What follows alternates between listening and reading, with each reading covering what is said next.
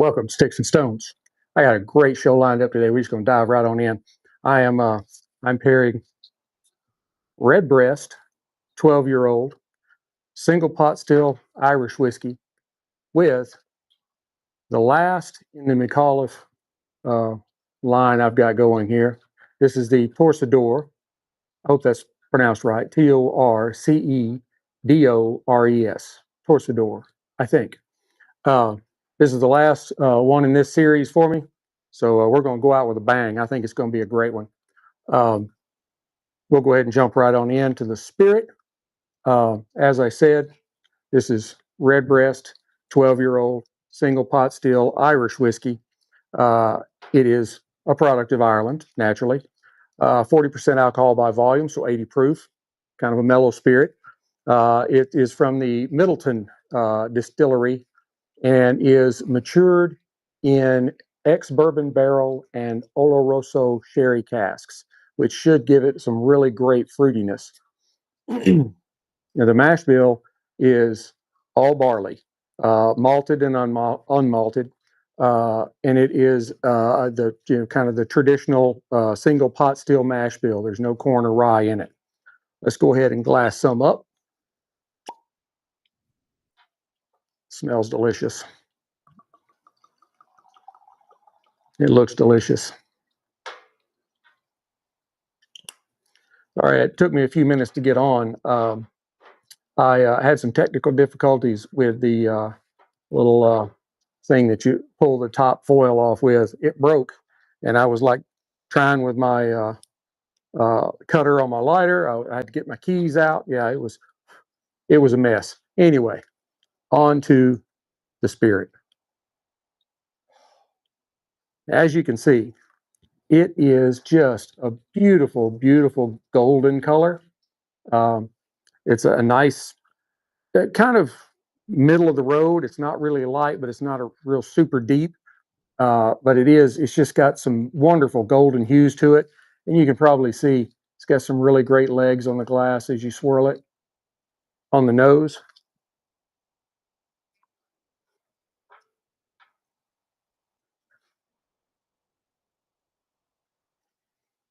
You get a lot of orchard fruit up front, almost no alcohol burn on it at all. Just a little tinge, just to let you know that there's alcohol there. I get a really nice kind of a honey sweetness with maybe some raisiny notes in there, some vanilla, and maybe just a hint of some sort of like baking spices kind of thing. Mm, that's wonderful. All right, let's go ahead and see how it tastes.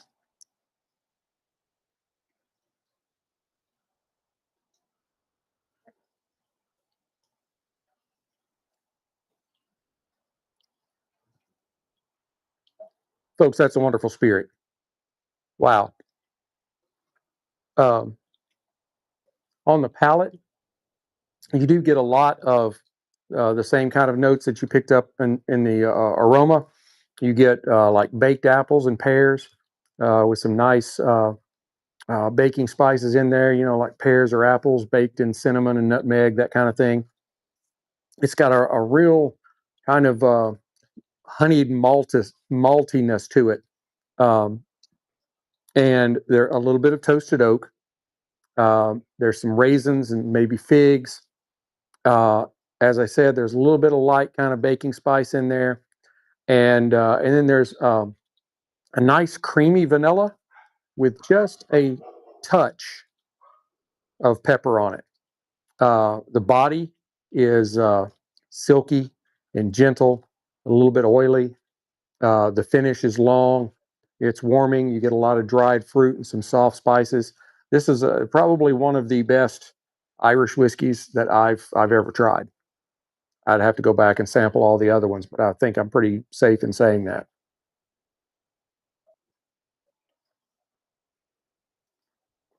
Wow. It is. It's a wonderful spirit. If you've never tried it, you should go and pick up a bottle. The 12-year is their base spirit. And I think this one was somewhere around $55 or $60. So it's not a super expensive. It's a nice moderate. I consider anything under $100 to be fairly moderately priced, um, and it is definitely worth that price point. Definitely worth it.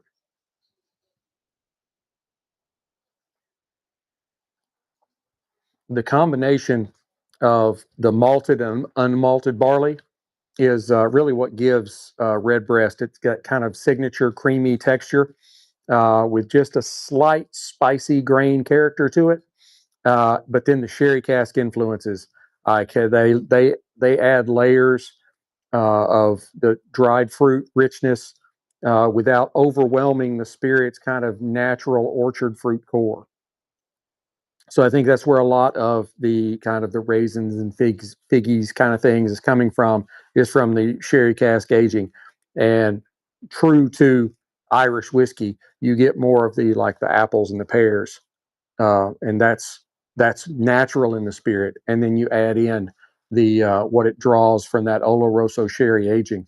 Oh, it's wonderful. I mean, it's wonderful.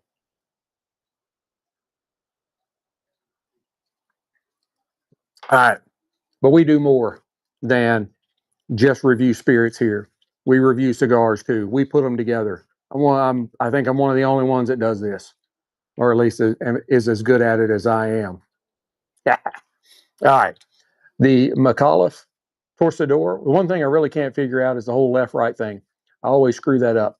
Um, this is a Nicaraguan cigar, as is all Micallefs. Um, the binder and filler are Nicaraguan. The uh, the the wrapper is a Nicaraguan Habano. It is a medium strength cigar. Let me get my cutter. There it is. I'm gonna go ahead and V cut it.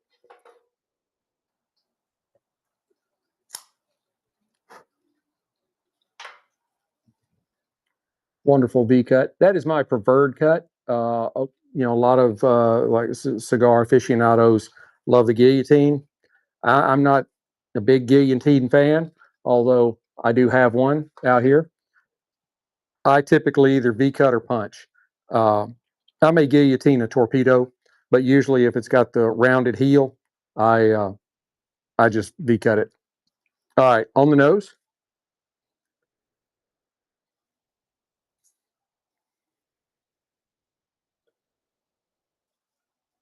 you get some very nice notes of hay and a little bit of leather and a touch of cedar in there.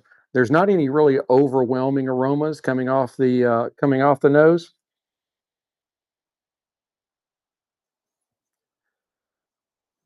It's just got a slight earthiness to it. Visually, it's a very well constructed cigar. It has tight but visible seams. Not really sure if they show up. Yeah, you can see it right there. You see the seam. The seam runs down it. Um, it is like the other Micallefs I've tried. It is minimally veined and like again left and right. Uh, yeah, you can see that vein right there. Or no, I'm sorry, that's there's the vein. So um, but yeah, this is a very well constructed cigar, and it is they used a wonderful leaf on the wrapper, and it has a large triple cap on cold draw.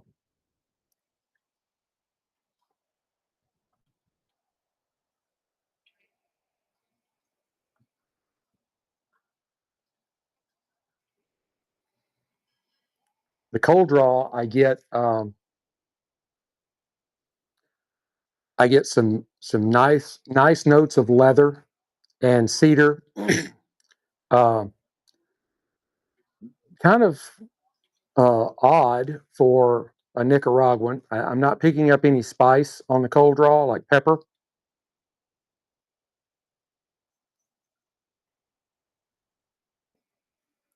I pick up maybe some like roasted almonds um, and some raisins, and That's about it. So we're going to go ahead and get this thing fired up.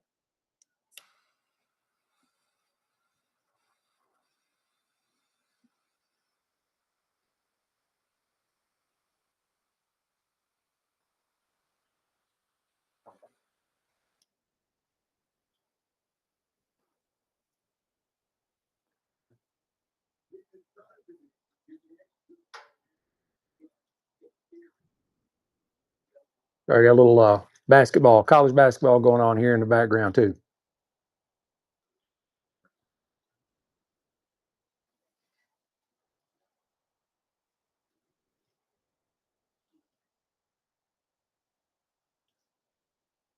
On the palate, I get some very nice notes of cedar and kind of toasted wood.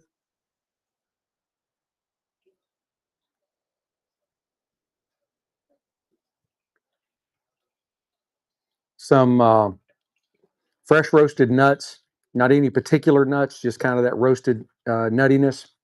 There's a little bit of earth and leather in there. I get some cocoa powder. There is a little black pepper on the palate, even though there wasn't any in the cold draw.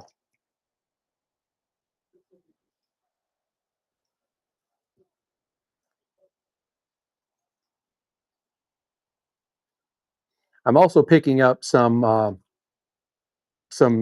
very subtle, kind of natural sweet notes, sort of like a let's say a shortbread cookie. That's not super sweet, um, but maybe with just a little bit of a fruit glaze on top of it. This is good stuff. It's very good stuff.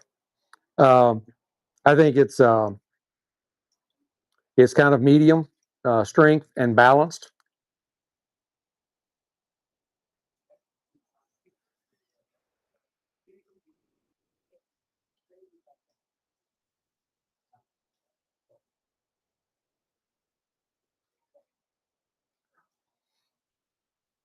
There's some pepper on the retrohale, and there's a tartness, kind of a citrusy tartness to it. Um, the burn, the burn is fairly rugged. Um, could be, definitely could be my lighting. I'm going to hit it with a single torch and try and straighten it up, and then we'll see how it goes from there.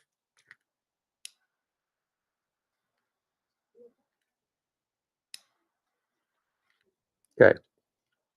All right.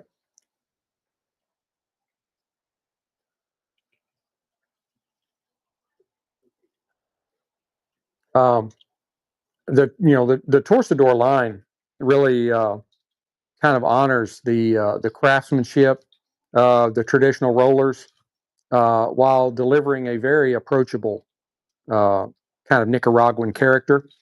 It's earthy, a little nutty, got some gentle spice, but without an overwhelming kind of intensity.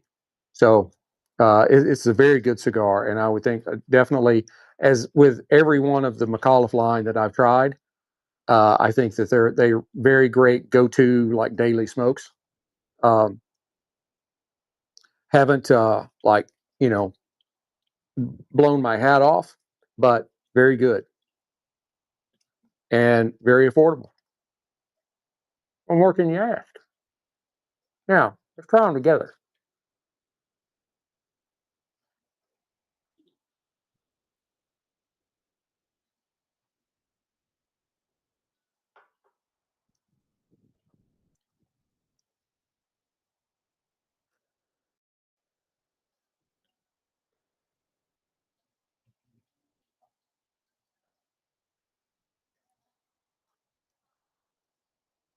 Means absolutely nothing at all, but I love to do it. I love the way the smoke looks in the glass. Number one, but number two, in my eyes, I'm trying to tell you how these two things go together, and so I want as little space between the puff and the sip as I can possibly have. So releasing the smoke into the glass as I take a sip, I think that's marinating and marrying those flavors together as quickly as possible. Now this this pairing is built on texture. and kind of a mid palate kind of richness.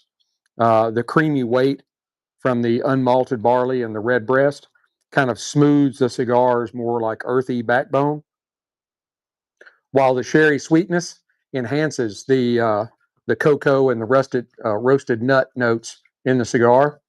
The Torcedores cedar and black pepper in turn then accentuate the whiskey's oak and baking spices. What more could you ask for?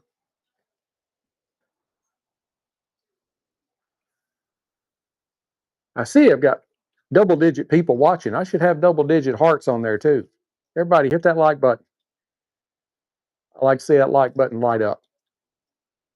Yeah.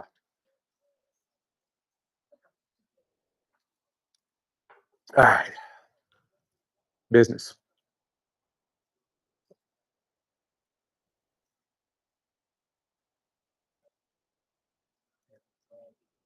I really do think these are going to go very well together, and I'm probably going to have to put a little more Redbreast in the glass there. I don't think I'm just going to be able to do it with one pour. It's a very good spirit. I have put off buying Redbreast for a long time, not because of any negatives. There was just always something else that I wanted more to do pairings with. And finally, I was at my little secret spot today, and I was like, I'm doing it. I'm gonna go ahead and pull the trigger on the Redbreast. They've got it, great price. I'm doing it. Uh, so I did, and they actually had 3 cases of E.H. Taylor small batch sitting there, and for $59 a bottle. That's the lowest I've seen it, I think. Um, I've bought a bottle before a few months ago, and it was either 54 or 64. But E.H. Taylor is less than $70 a bottle. Uh, a year ago, you were paying $1.30 for it, $130. Now they're selling it for 55. It's all supply and demand. They control the supply, and we demand it.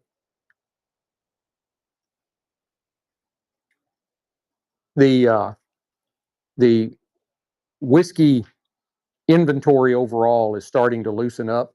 And I say whiskey inventory, the bourbon, uh, because bourbon's been the real problem. You can get Irish and Scotch, and you probably have to pay a little more for it now with the tariffs and stuff, which I did notice. Uh, some bottles that I knew how much I paid for them before, and they're like $5 higher. Um, but it is what it is. Uh, but they're already. Jim Beam has announced that they're shutting down their oldest uh, distillery line for a year because they have so much inventory that they can't produce anymore right now. Uh, and a lot of that has come in some part uh, people's in the age groups, people in the younger age groups in their 20s are drinking less. I think people in their 50s are probably drinking more. I think I probably am.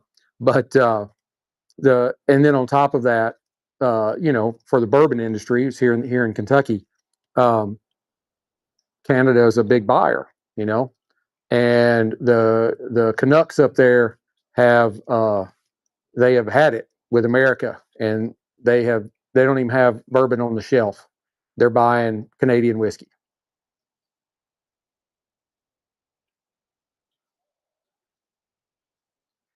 which is fine. That means that I can get E.H. Taylor small batch for $55 a bottle instead of 130.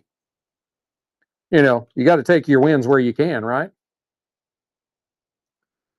Some wonderful stacks of ash there, sort of variations between white, gray, and black. And you'll also notice that we're still kind of wonky on the burn. That is an official term, wonky, but it's not as bad as it was earlier. This is much, much straighter.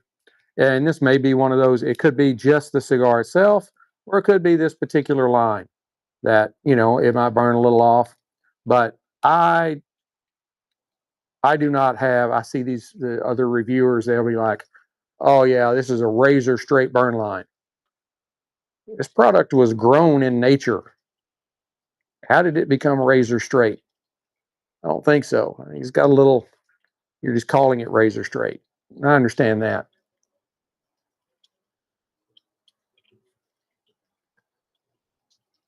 For those that have joined in a little late, we are pairing and enjoying Redbreast 12-year-old uh, single pot still Irish whiskey and a Torcedore cigar from Micallef.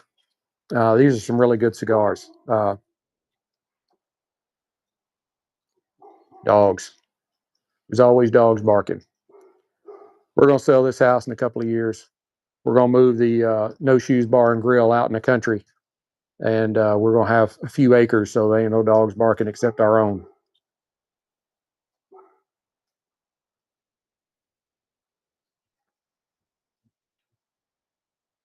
Anyway, the Redbreast it's a wonderful spirit. It's aged. Part of the aging is in Oloroso sherry casks, which really imparts some additional fruit flavors into the whiskey. Irish whiskey is known for their apples and pears already. This it's kind of a baked apple and pear. Where you get a little bit of the baking spices like cinnamon and nutmeg kind of mixed in there with that, and some honeyed malt, some toasted oak, some figs and raisins, um, and a real nice creamy vanilla with just a very slightest of touch of pepper. The Torcedor is a Nicaraguan puro. Filler and binder are from Nicaragua, as well as the wrapper. Uh, its flavor highlights are cedar and some toasted wood. There's some roasted nuts in there, along with some earth and some leather, some cocoa powder, a little bit of black pepper, and kind of a fruit glazed shortbread cookie. Now, good stuff, man. Good stuff. Oh,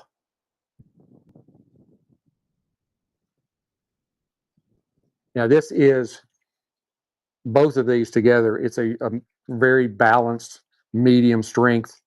The Redbreast is 80 proof, 40% alcohol by volume. Um, and so it's on the, it's as far down as you can go as far as proof and still be considered whiskey that's not flavored or whatever. And then this is a solid medium strength cigar. Um, I think people that started with their training wheels on and they were smoking Connecticut's and the light colored wrappers, this would be something you could step up into, that the wrapper is a little darker. It will not overpower you.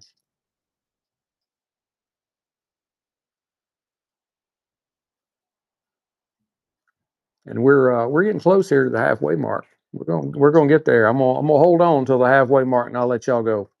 Hopefully, we'll get there. I'd like to try to keep this stuff under 30 minutes because I know y'all got things to do. It's Saturday afternoon. But while you're on, just go ahead and hit the wherever you're on at YouTube, X, Rumble. Hit the heart button. Hit that heart for me. Hit that heart for me.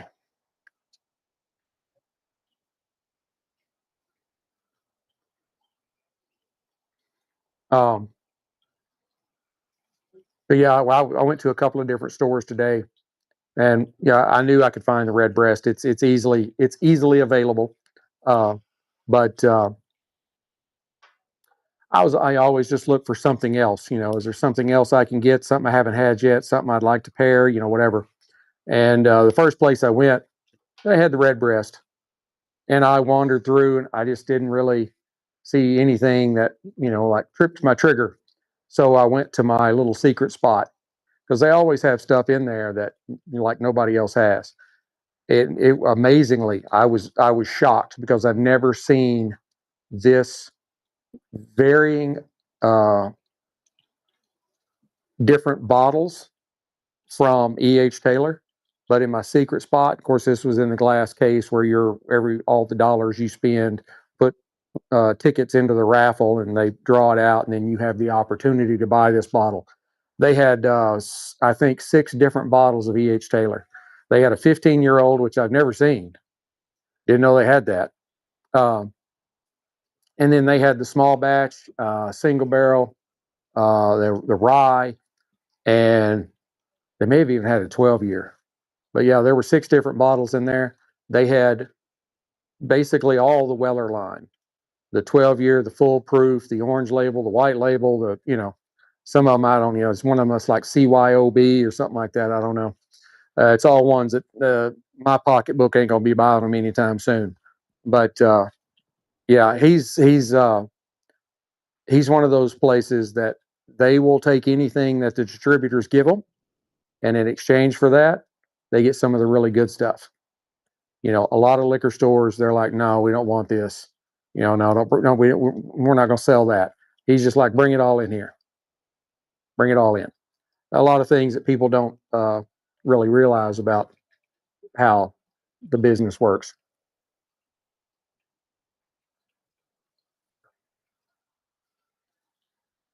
Now, I'm going to go ahead and tap this off because this is about as far as I'm going to be able to get with one without it falling in my lap, which happened last week on here. So, uh, yeah, I do too much talking with my hands and releasing the smoke before I take the cigar away from my mouth, and so that loosens the ash in there. I know I do it, but I still do it anyway.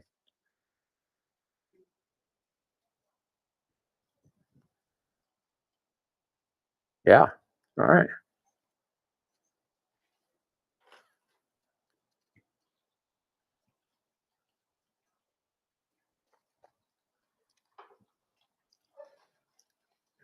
Then we're getting close to the halfway mark. I've been kind of keeping track, um, and as we're getting here into the mid part of the cigar, uh, the interaction between the two really kind of becomes like layered. Uh, the orchard fruit has turned like a little darker, a little richer, closer more to like stewed apples. So that would be a really, a lot more sugary.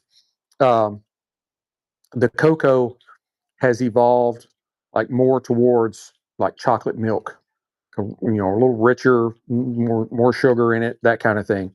Uh, and the finish has kind of carried that honeyed grain and warm pepper in tandem.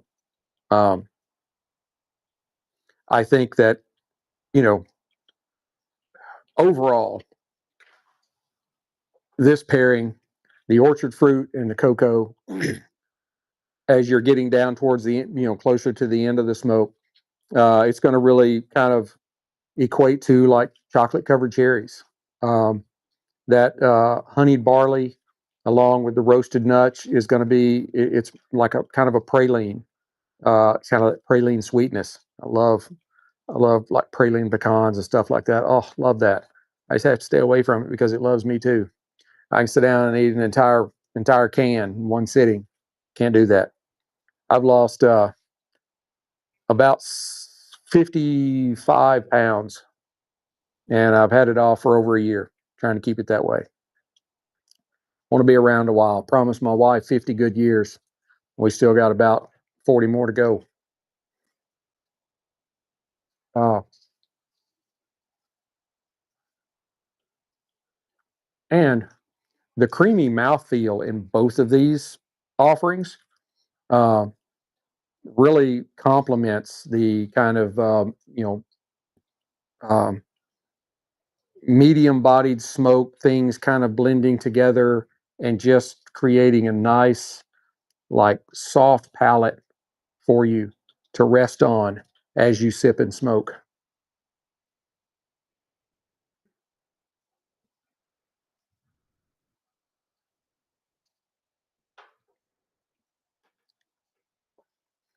Overall, I think this is a, a fairly elegant, uh, balanced pairing. Uh, it leans into the creaminess and warmth rather than a like a bold contrast where things kind of really blend together. The Redbreast 12 brings in a depth and a silkiness where the Torcedor delivers that kind of classic Nicaraguan earth, but a little bit lower spice. Not quite as spicy as some other Nicaraguan cigars, but it's still there. I would give this pairing a 9.1 out of 10, maybe even a 9.2. Redbreast, this Redbreast 12 may be my favorite Irish whiskey now. I really like Jameson's triple cast, triple distill. I forgot what they call it. It's triple. Yeah, it's a triple. It's triple distilled and triple filtered and something like that. I really like that spirit, but I tell you what, this is a really good one here. And I've had, like Bushmills 10. I've had most of the Jamesons. It's really good. If you're an Irish whiskey fan and you haven't tried this, you really should. And if you haven't tried Irish whiskey, that might be a way to go right there. It's really good. So, hey, we're at 31 minutes. I did really good, didn't I? All right. I hope you enjoyed this pairing as much as I've enjoyed bringing it to you. Please hit like, subscribe, share, notify, tell all your friends. Even if you don't like spirits and cigars, it's great information. That allows you to talk to people that may be into that kind of stuff and talk intelligently about it. So be like, I don't know anything about that stuff. Like, well, how'd you learn all this stuff? Well, I listen to this crazy guy on X or YouTube or wherever you're watching, and he's great information. I don't partake in it, but leave me comments. Love comments. Tell me something that you'd like to see me pair. I'll do it. I've done it before, and I will give you credit for it. I'll be like, so and so told me to pair this, and so here it is. And if it's good, it's all me. If it's bad, it's them. Be a subscriber on X. $1 a month. My subscribers had my notes on this pairing before I ever went live. You get first dibs. You kind of know what's coming. So you should do that. It's $1. Go to our Amazon store. Got some great Sticks-n-Stonez stuff. Sticks-n-Stonez t-shirts, long sleeve, short sleeve. Even have some that have like great, like Bible verses on the back and stuff. We're Sticks-n-Stonez on Amazon. So, but until we get to be together again, keep your sticks dry, your stones cold, and have a great day.